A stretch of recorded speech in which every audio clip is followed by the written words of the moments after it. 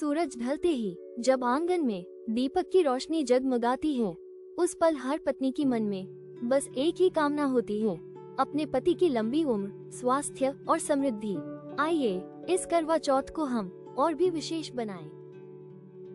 करवा चौथ इस वर्ष मनाया जाएगा 10 अक्टूबर को। उपवास का समय लगभग सुबह 6:19 से लेकर शाम 8:13 तक रहेगा। पूजा मुहूर्त लगभग 5:57 से 7:11 तक रहेगा।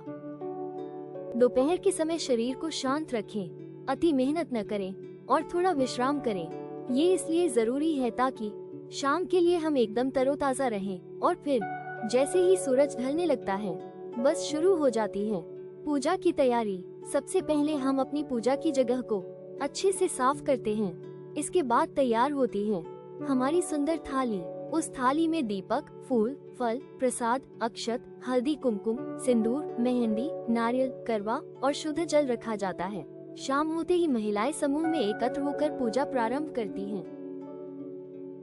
व्रती स्त्रियां करवा चौथ की कथा सुनती हैं, जिसमें मुख्य कथा वीरवती व्रत की होती है और जैसे ही यह कथा खत्म होती है सभी व्रती स्त्रियां एक दूसरे को आदर देती हैं और माँ, देवी और घर के पुरुषों को प्रणाम करती हैं। और फिर आता है सबसे खूबसूरत और भावुक पल।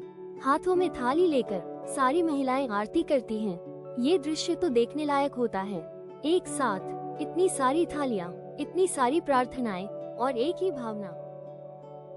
जैसे ही रात का अंधकार गहराता है और चंद्रमा आकाश में प्रकट होते हैं, व्रती महिलाएं अपनी चालनी से पहले चांद को निहारती हैं और फिर उसी चालनी से अपने पति का चेहरा देखती हैं। इसके बाद वे करवे से जल भरकर चंद्रदेव को अर्पित करती हैं, जिसे अर्घ्य देना कहा जाता है। चंद्रमा को जल अर्पित करने के बाद पति अपनी पत्नी को अपने हाथों से पानी की पहली बूंद पिलाते हैं और इसी के साथ व्रत पूर्ण होता है। फिर प्रसाद सब में बांटा जाता है। इस तरह पूरा परिवार मिलकर बड़े हर्ष और उल्लास के साथ इस पवित्र पर्व का आनंद लेते हैं। करवा चौथ केवल व्रत नहीं, ये प्रेम, विश्वास और समर्पण का प्रतीक है। इस दिन व्रती महिलाएं अपने पति के स्वास्थ्य और दीर्घायु की कामना करती हैं और पति अपनी पत्नी के बलिदान व आस्था को सम्मान देते हैं।